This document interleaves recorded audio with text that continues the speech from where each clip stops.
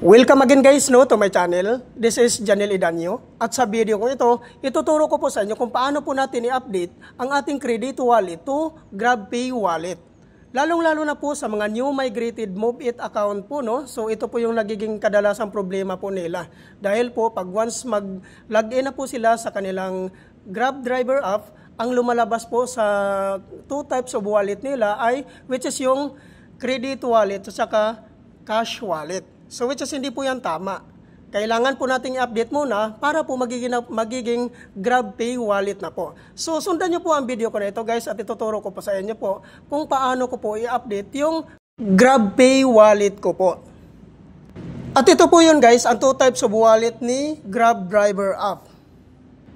So nakalagay dito sa taas ang credit wallet, which is hindi po yan tama. Ang kailangan po natin ilagay dyan ang GrabPay wallet. So click lang po natin ang update sa baba para po mapalitan natin. So ayan po no. Then click po natin ulit update now. Then nakalagay dito update wallets. Yan. Click po natin yon. Ngayon po magpapadala po ng OTP po si Grab driver app. Hintayin lang po natin ang notification. So, ayan na po.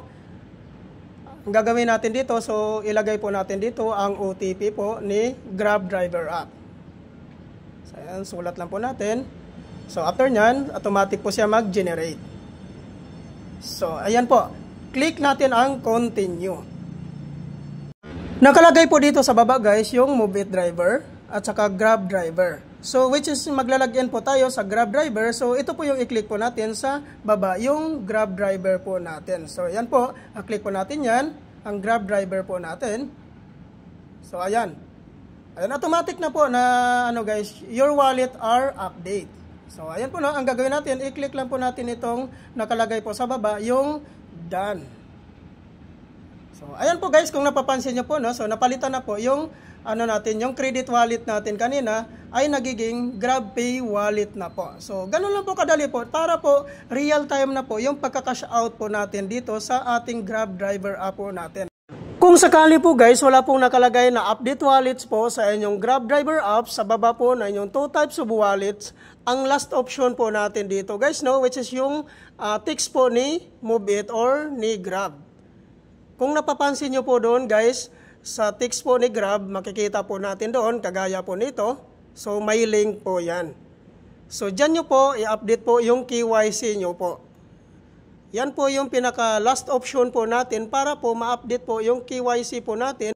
Para po yung mga credit wallet nyo po ay magiging GrabPay wallet na po. So, yan po yung option po guys, no, na para po maayos na po yung KYC nyo po at mabilisan na po yung inyong pag-cash out. At ipapakita ko rin po dito sa inyo guys, no, actual po no, kung paano po tayo mag-cash out dito para po malalaman nyo po kung real time na po ba talaga ang pag-cash out po natin dito sa Grab driver sa app po natin. So masasabi ko sa inyo guys, napakaganda na po dahil po talagang real time na po talaga yung cash out po natin dito sa Grab driver app. Ayan po guys, panoorin po natin ito.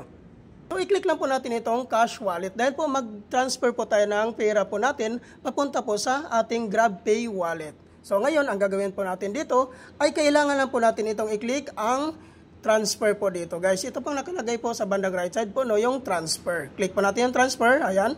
So ngayon po, which is mag-cash out po tayo or mag-transfer po tayo papunta po sa GrabPay wallet natin. So ito po yung i-click po natin sa baba, yung GrabPay wallet. Ayan, click po natin yan. Ayan po. So ngayon po, dito hinihingi na po yung amount na kailangan po nating i-transfer papunta po sa GrabPay wallet po natin. So i-type lang po natin dyan amount kung magkano yung amount na ilalagay nyo po dyan. Take note lang po guys na kailangan po magpasobra po kayo ng 15 pesos po sa inyong pag-cash out or pag-transfer po. Dahil po yan ang service charge ng pag-cash out po natin. So ayan po no, after natin ma-type dyan yung amount po na gusto nating i-transfer papunta po sa ating GrabPay wallet.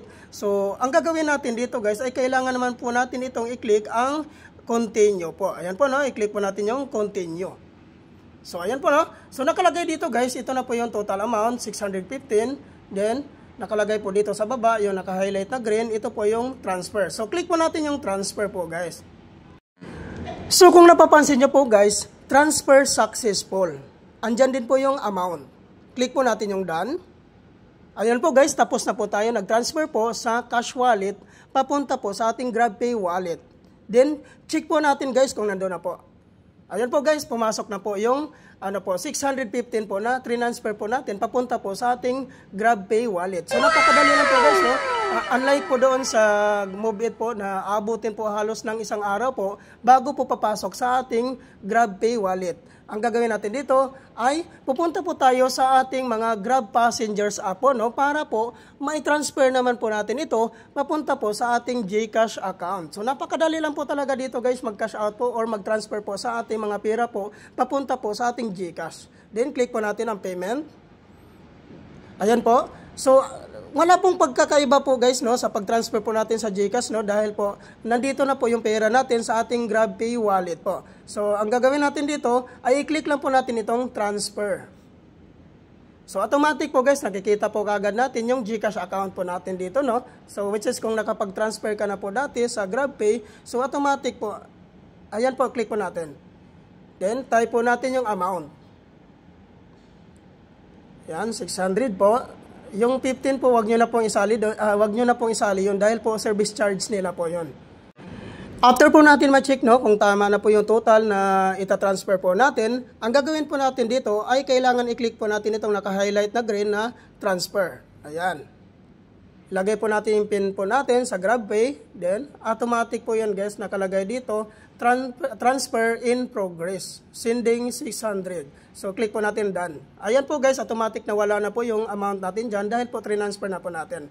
At then, automatic na po yun guys, napapasok na po sa GCash natin. So, ito na po yun ang transfer po natin from GrabPay to GCash. So, napakadali lang po guys, no?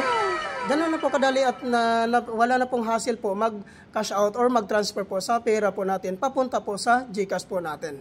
Thank you for watching.